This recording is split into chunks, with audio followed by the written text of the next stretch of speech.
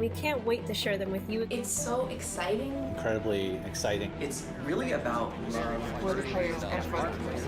As a developer, that's an amazing feeling to have. Welcome to PlayStation 5.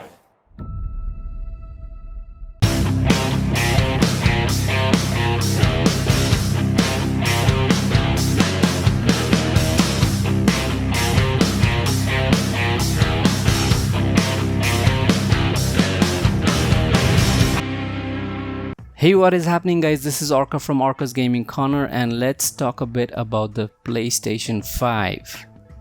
Sony's new console looks really cool and futuristic with the same two-tone design as the actual DualSense. The reveal of the box was not something I was hoping for, and it absolutely made my day. I mean, of course, not all of us will like the design, but console design itself, as in the looks, are subjective, right? So if the Series X looks like a garbage can, then the PS5 looks like a glorified Wi-Fi router, and you can go on with that kind of thing. But what really caught most people off guard was the fact that there are two freaking consoles, and that is abso-fucking-lutely great. You know why? Because the digital version will be cheaper, and that right there makes the PS5 more accessible to most of us, because we know that price is one of the most important points during a new console generation. Look what happened last generation. Microsoft announced Xbox One at $500 and immediately Sony undercut them and announced PS4 price to be $400, and that right there was the beginning of the end of Xbox for that particular generation.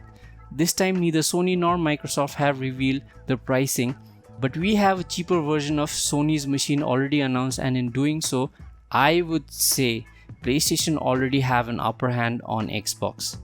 Now, how much cheaper will the PS5 digital version be is something we need to wait and see, but it will at least be $50 without a doubt, and if Sony are willing to take a hit and sell it at $100 less, then we have an absolute winner. Of course, there is the argument about buying discs and owning the actual physical copy, but we all know that everything entertainment would be digital at some point. So I play a lot of games on PC too. Do I get physical discs for any of them? No, not really. All of my games are on Steam, and we cannot even find physical discs for these games at the moment. So I actually don't think it makes much of a difference, but price certainly does. After all that I have said, there is one small thing that people might be thinking about, and that is, what happens to my PS4 disc library? What will I do with them? How will I use them on my new PS5?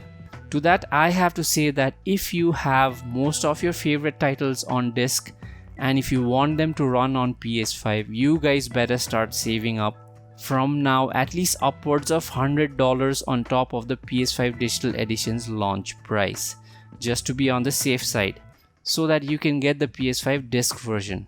For everyone else, I think the digital version is totally fine, unless you don't already have a 4K UHD player and need that for some other purpose like watching movies and stuff.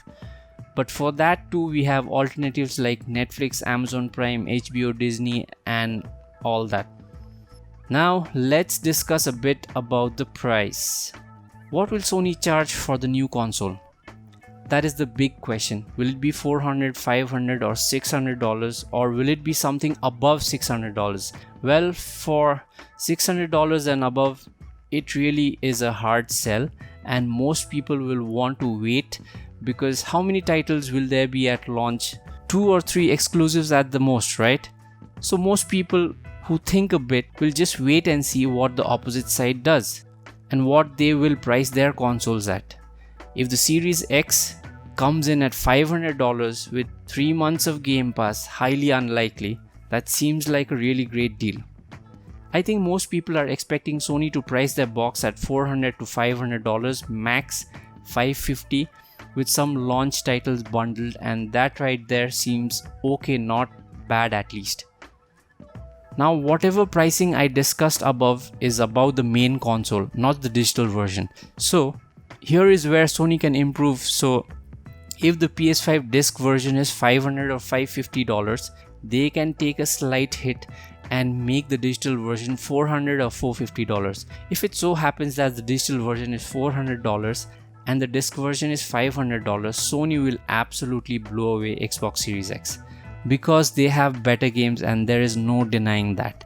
And Xbox has already said that they will not be flexing their hardware too much for the next 2 years because they need to support the Xbox One, which is pretty weak.